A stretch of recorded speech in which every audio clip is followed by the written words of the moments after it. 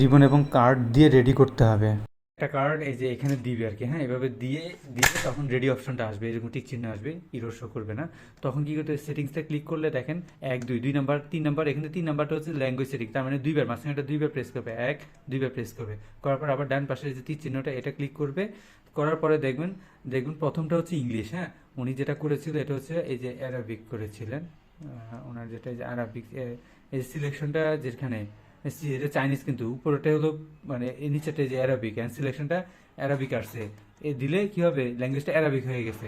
আবার হচ্ছে আমি প্রথম আবার যাই, দেন রেডি, এরকম ওনারটা ছিল ধরলাম, এই সেটিংসে আবার গেলাম, 2 নাম্বারটা 1 2 দিয়ে আবার এনে গেলাম, এটা হলো ল্যাঙ্গুয়েজ সিলেকশন।